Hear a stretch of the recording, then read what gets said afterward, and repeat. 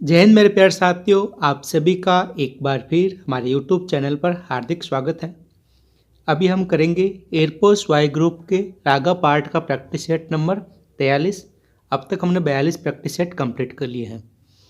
प्यारे दोस्तों, अब हम शुरू करने जा रहे हैं हमारा आज के प्रैक्टिस सेट का पहला प्रश्न आप स्क्रीन पर देख पा रहे हैं, लिखा हुआ P और Q की वर्तमान आयु का अनुपात 11:14 है और यह अनुपात 8 वर्षों के बाद 13:16 होगा।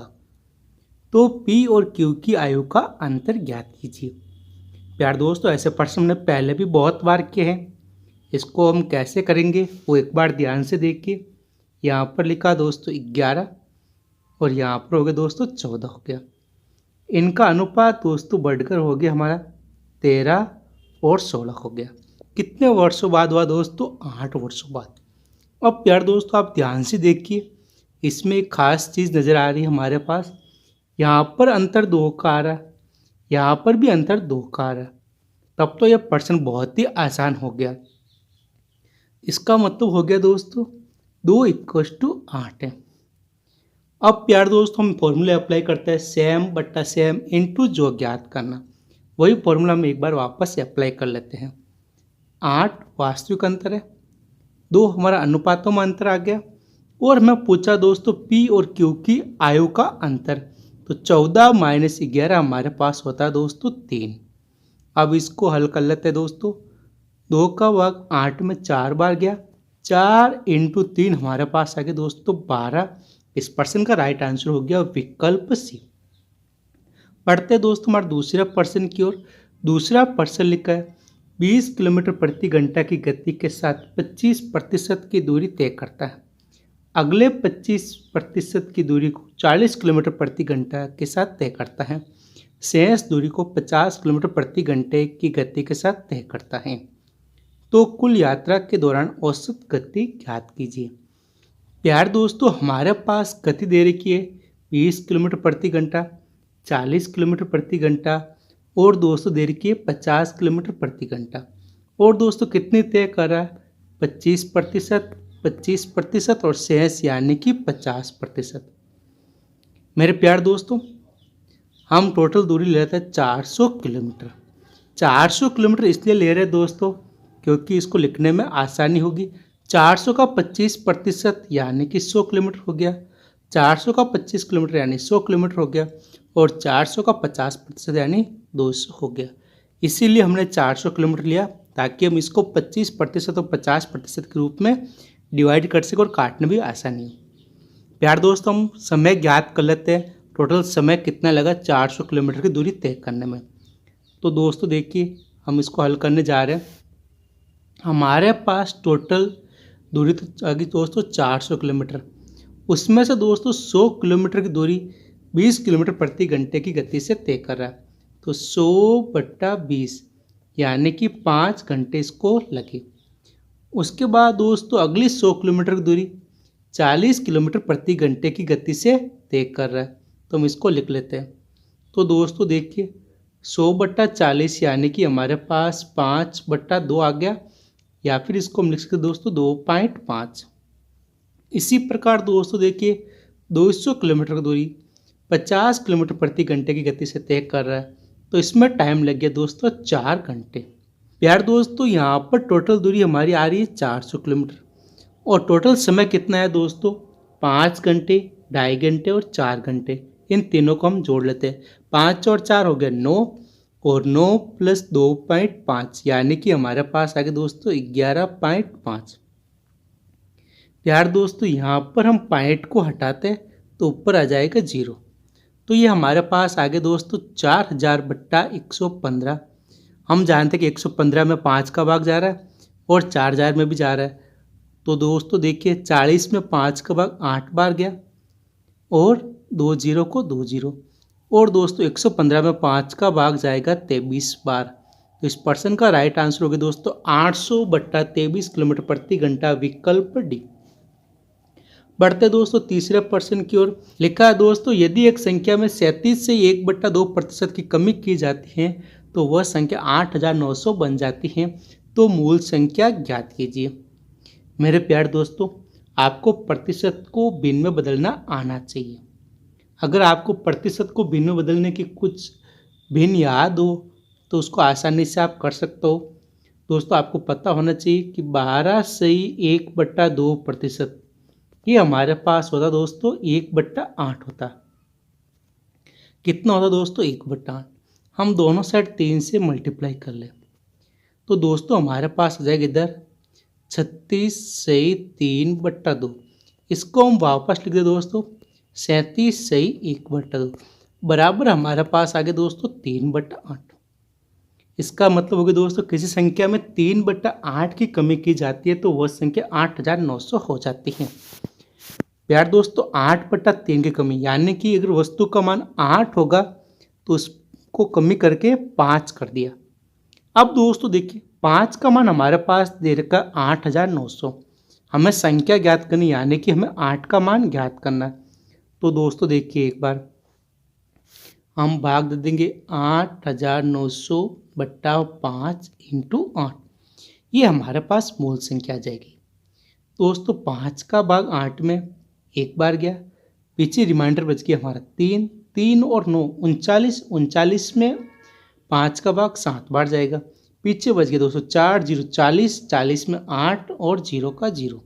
अब इसको हम गुणा कर लेते हैं 0 8 × 8 64, 6 कैरी हो गया, 8 × 7 56 और 56 और 6 हमारे पास हो गए दोस्तों 62, एक हो गया 6 कैरी हो गया, 8 और 6 हमारे पास हो गए दोस्तों 14। तो इस प्रश्न का राइट आंसर हो गया 14,240 विकल्प सी। बढ़ते दोस्तों चौथे प्रश्न की ओर। पीटर एक कार्य को 20 घंटे में पूरा करता है और क्वेगमायर इसे 5 घंटे में पूरा करता है। पीटर और क्वेगमायर ने मिलकर $1008 में इसे पूरा करने का फैसला किया। उन्होंने गोल्डमैन की मदद से 2 घंटे में कार्य समाप्त कर दिया तो गोल्डमैन को कितनी राशि प्राप्त हुई। प्यार दोस्तों कुल राशि डिस्ट्रीब्यूट की गई ये हमारे पास है $1008। अब प्यार दोस्त देखिए ये हमारे पास पीटर हो गया, ये हमारे पास क्वेगमायर हो गया, ये हमारे पास हो गया दोस्तों गोल्डमैन। लेकिन दोस्तों गोल्डमैन ने अकेला कार्य किया उसके बारे में नहीं दे रखा है तो हम इसको तीनों का साथ में लिख लेते हैं। पीटर 20 घंटे में करता है, क्वेगमायर इसको 5 घंटे में करता है और गोल्डमैन के साथ मिलकर इसको 2 घंटे में कंप्लीट कर लेते हैं। हमें गोल्डमैन की कार्य क्षमता ज्ञात करनी होगी। तीनों का एलसीएम हमारे पास वापस आ जाएगा दोस्तों 20। तो लिख दे 20, 20 का भाग 20 में एक बार, 5 का भाग 20 में 4 बार और 2 का भाग 20 में गया दोस्तों हमारा 10 बार गया। ये हमारे पास पीटर की कार्य क्षमता आ गई, ये हमारे पास 4 आ गई क्वेगमायर की कार्य क्षमता और 10 दोस्तों इन तीनों की मिलाकर आ गई। प्यार दोस्तों यहाँ पर ध्यान से देखिए 10 से जो तीनों की मिलाकर हैं, अगर इसमें से मैं इन दोनों की बाहर निकाल दूं यानी कि पीटर और क्वेगमायर की तो पीछे किसकी बचेगी दोस्तों गोल्डमैन की। तो 10 में से हम घटा दें 1 + 4 यानी कि 5 तो पीछे बच गया 5। ये किसकी कार्य क्षमता आ गई दोस्तों हमारे पास गोल्डमैन की आ गई। अब प्यार दोस्त देखिए कुल रुपए कर रहा है दोस्तों हमारे पास डॉलर में दे रखा है $1008 है। इसका दोस्तों तीनों को मिलाकर कितना मिल रहा है अनुपात में 1 + 4 + 5 यानी कि 10 हो गया। इनटू जो ज्ञात करना है तो हमें गोल्डमैन की ज्ञात करनी तो हम 5 से मल्टीप्लाई कर लेते हैं। 5 का भाग 10 में 2 बार गया और 2 का भाग 1008 में दोस्तों जाएगा 504 बार। तो इस प्रश्न का राइट आंसर हो गया $504। बढ़ते दोस्तों पांचवें प्रश्न की ओर। पांचवा प्रश्न है 60 अवलोकनों का औसत 42 है। यदि 50 मान वाली एक संख्या को 20 से प्रतिस्थापित किया जाता है तो नया अवलोकन क्या होगा 60 संख्याओं का। प्यार दोस्तों इसको आप विकल्पों की सहायता से ही कर सकते हैं। कैसे कि भी एक संख्या थी 50, उसको बाहर निकाला, उसके स्थान पर रख दिया 20 यानी कि बड़ी संख्या हटाकर छोटी संख्या रख दी तो औसत भी क्या होगा दोस्तों कम होगा ना। तो पहले 42 औसत था, अब जो भी औसत आएगा 42 से कम आएगा। तो 46 ज़्यादा है नहीं होगा, 44 भी ज़्यादा है नहीं होगा, 45.5 भी ज़्यादा ये भी नहीं होगा। तो बचा हुआ राइट आंसर हो गया हमारे पास 41.5। इस प्रश्न का राइट आंसर हो गया विकल्प डी। अब यार दोस्तों हम लॉजिक की सहायता से और करते हैं कि भी पहले 50 थी उसके स्थान पर 20 आ गई, यानी कि कुल योग में कितनी कमी आएगी दोस्तों? 30 की कमी आएगी। 30 की कमी आएगी दोस्तों, औसत में कितनी कमी आएगी? 60 का भाग दे देते हैं, तो ये हमारे पास आएगा दोस्तों 0.5, यानी कि पहले वाले औसत से 0.5 कम। तो इसका राइट आंसर हो जाएगा 41.5, विकल्प डी। बढ़ते दोस्तों छठे प्रश्न की ओर। छठा प्रश्न है, लिखा दोस्तों दो बेलनों की त्रिज्या का अनुपात 3:2 है, इनकी लंबाई का अनुपात 3:7 है, तो इनके आयतन का अनुपात क्या होगा? प्यार दोस्तों, जब भी अनुपात कुछ हमें कांस्टेंट वैल्यू हटा देनी है। देखिए दोस्तों, बेलन का आयतन हमारे पास होता है पाई आर स्क्वायर एच। हम इसमें पाई काम नहीं लेंगे क्योंकि पाई कांस्टेंट वैल्यू है जो आपस में कट जाती है। तो हम दोस्तों निकालेंगे अनुपात आर स्क्वायर बट्टा एच में। तो पहले वाले आर कितनी दोस्तों? हमारे पास 3 है, 3 का स्क्वायर हो गया हमारे पास 9। इसकी ऊंचाई कितनी देर की दोस्तों? 3 देर की है।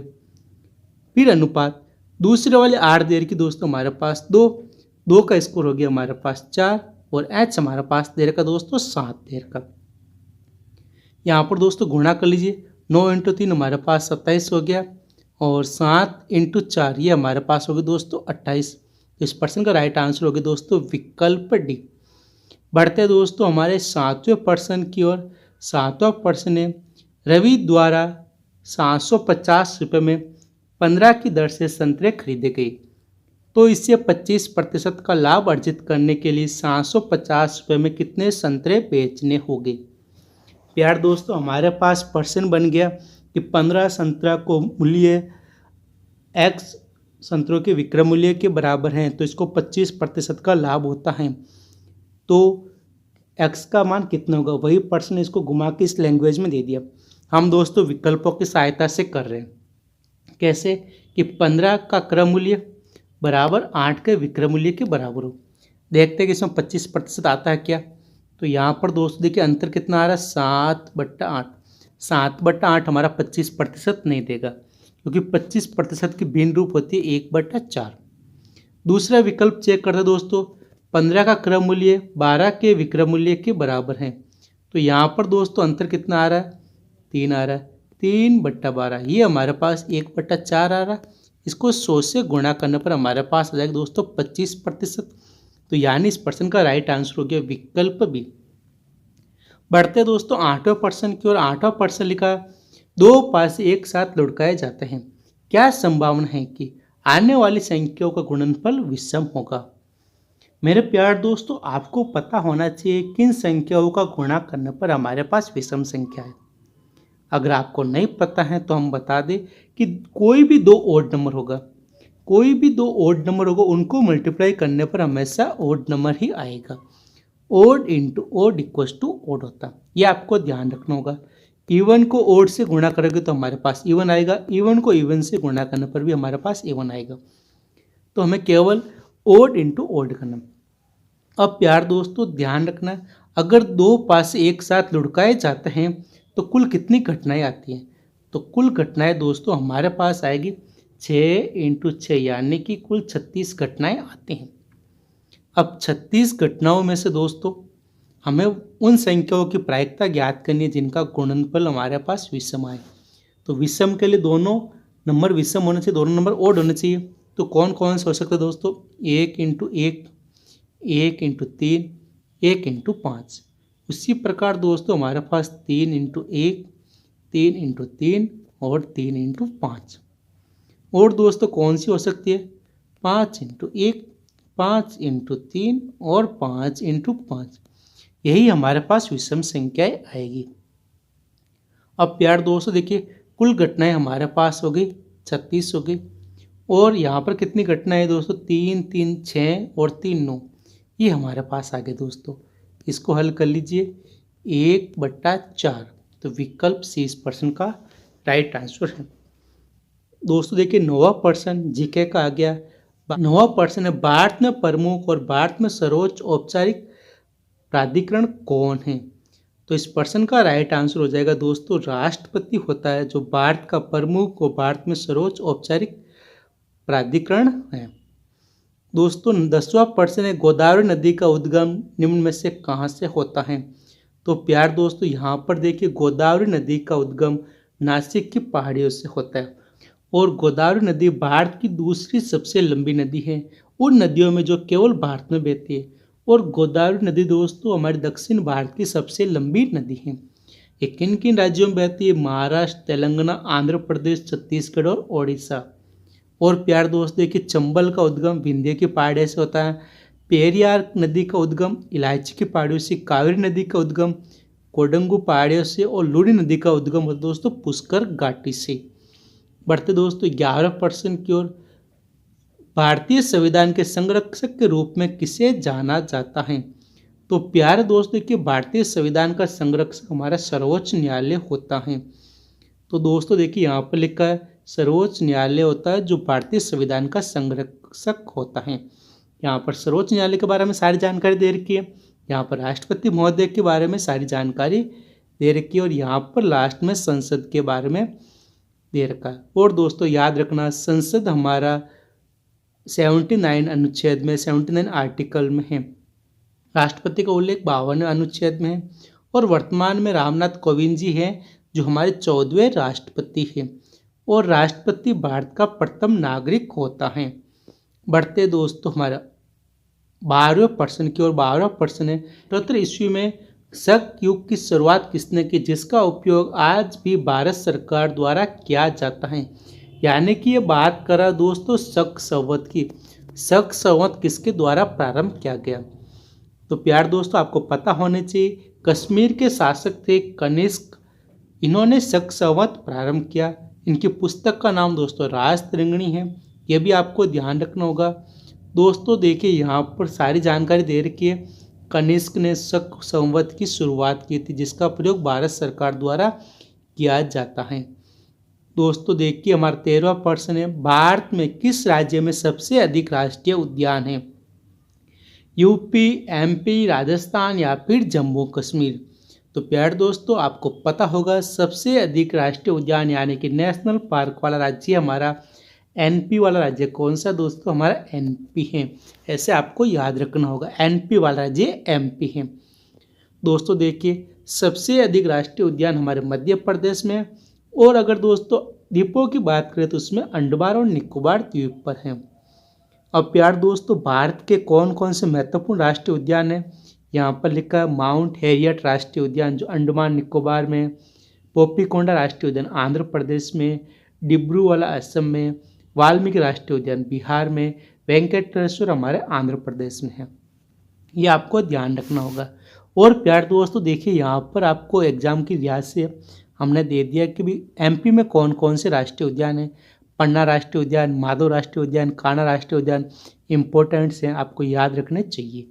बढ़ते दोस्तों अगले प्रश्न की ओर।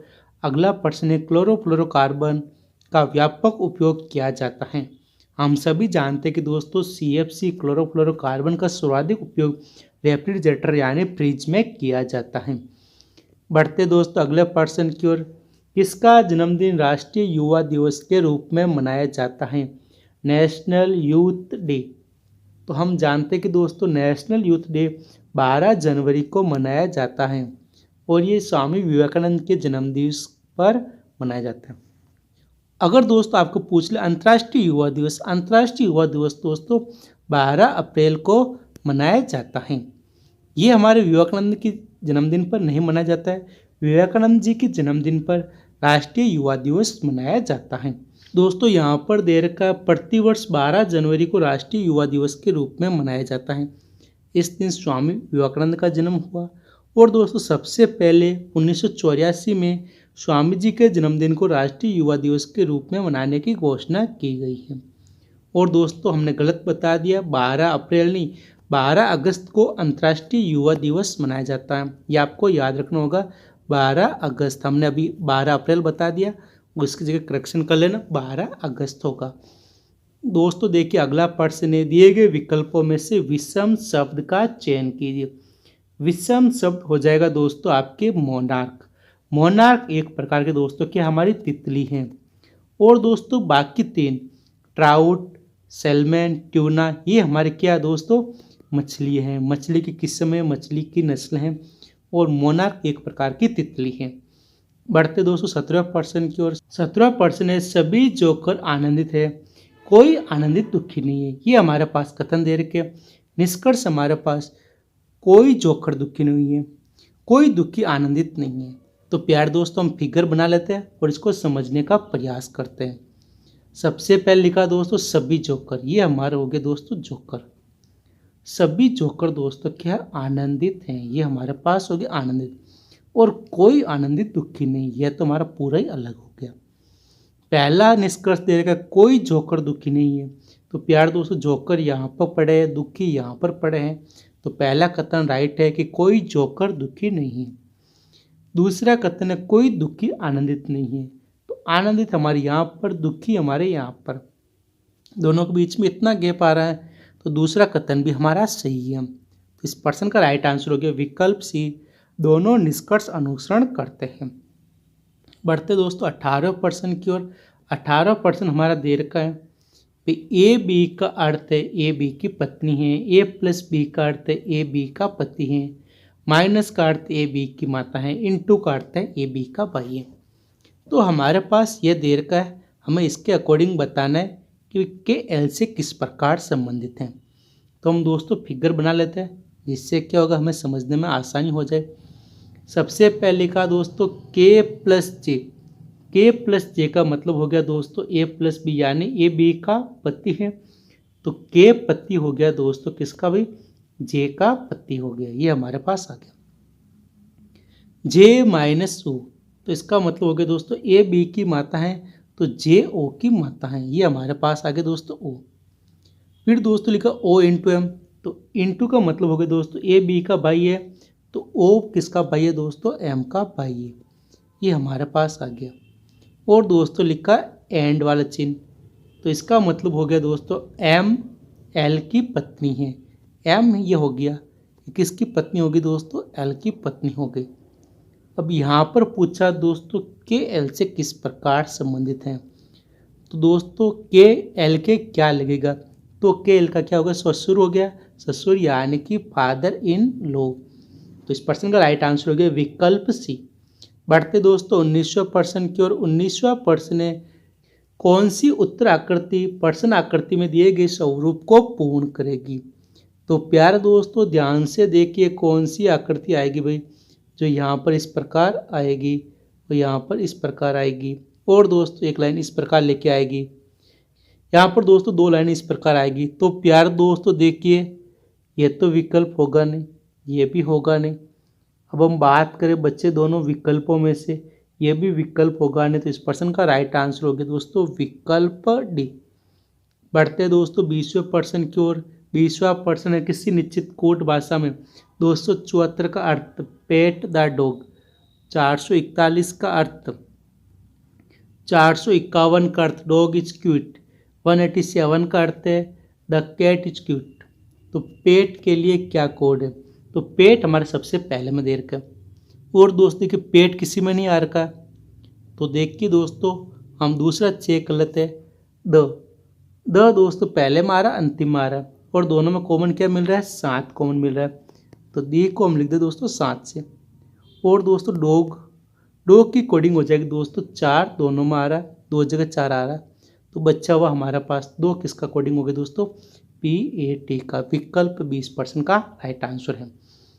21वां प्रश्न दोस्तों आप देख पा रहे स्क्रीन पर, दी गई प्रश्न आकृतियों में से उस उत्तर आकृति का चयन कीजिए जिसमें प्रश्न आकृति निहित है। प्यार दोस्तों देखिए हम विकल्प ए चेक करें, विकल्प ए में ऐसा दे रखा है लेकिन इस वाला तीर नहीं है, तो ये हमारा होगा नहीं। विकल्प बी में दोस्तों ये हमारे पास ऐसा दे रखा है, ऐसा भी दे रखा है, ऐसा दे रखा है, लेकिन यहाँ पर थोड़ा ज़्यादा तिरछा दे दिया, तो ये भी हमारा विकल्प नहीं हो सकता। विकल्प सी भी हमारा नहीं है। तो दोस्तों देखिए विकल्प डी में इस प्रकार हमारा दे रखा है। तो इस प्रश्न का राइट आंसर हो गया दोस्तों विकल्प डी।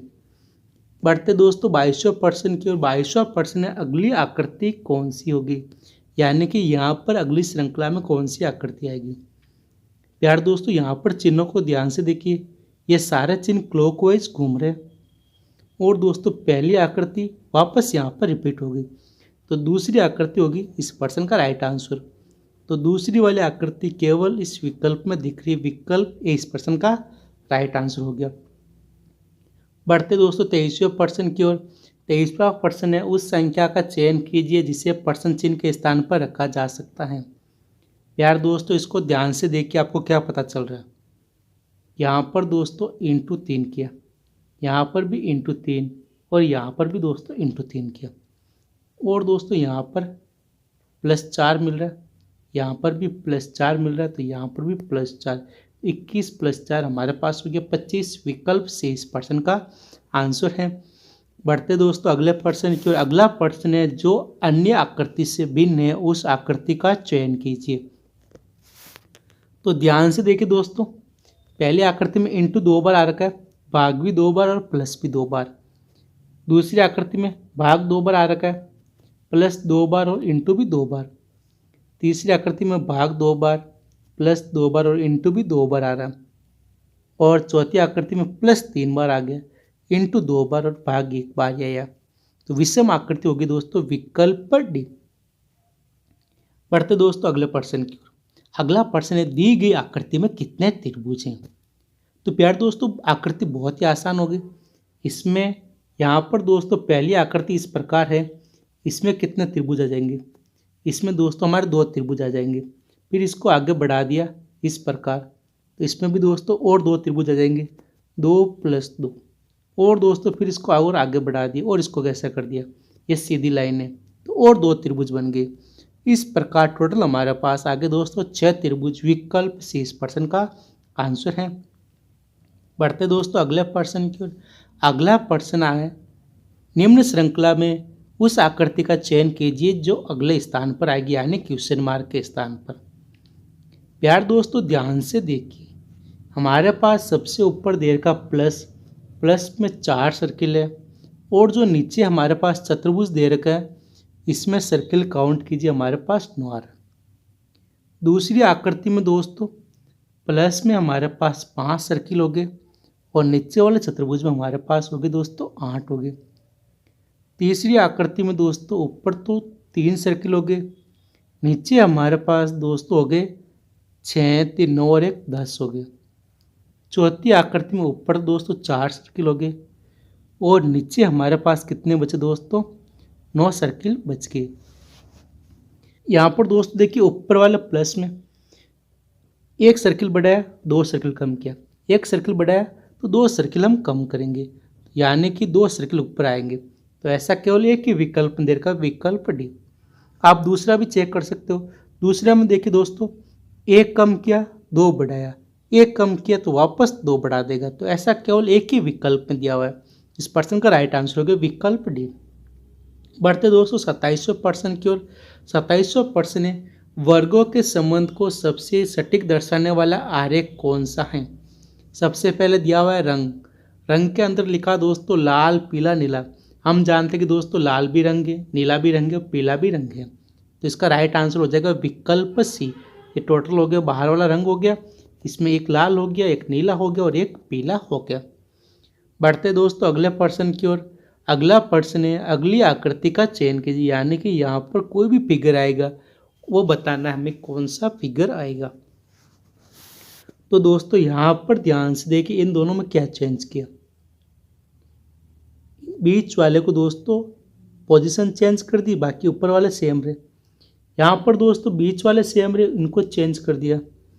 तीसरी बार में दोस्तों इनको चेंज किया, चौथी बार में इनको चेंज किया, तो पांचवी बार में इन दोनों को चेंज कर देगा, यानी कि डॉट आगे आ जाएगा और ये पीछे चला जाएगा, बाकी दोनों आकृति समान रहेगी। विकल्प इस प्रश्न का आंसर हो गया। बढ़ते दोस्तों आज की हमारे सेकंड लास्ट प्रश्न की ओर।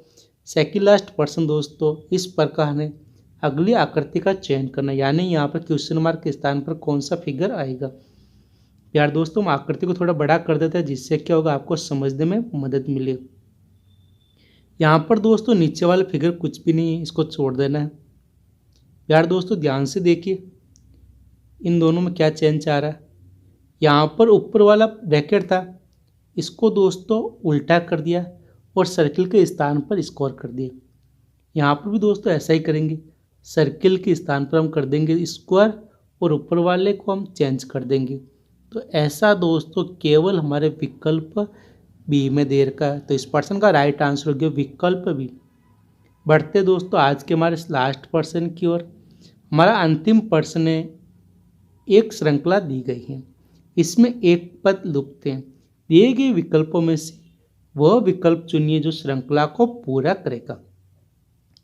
प्यार दोस्तों हम कोडिंग कर लेते हैं।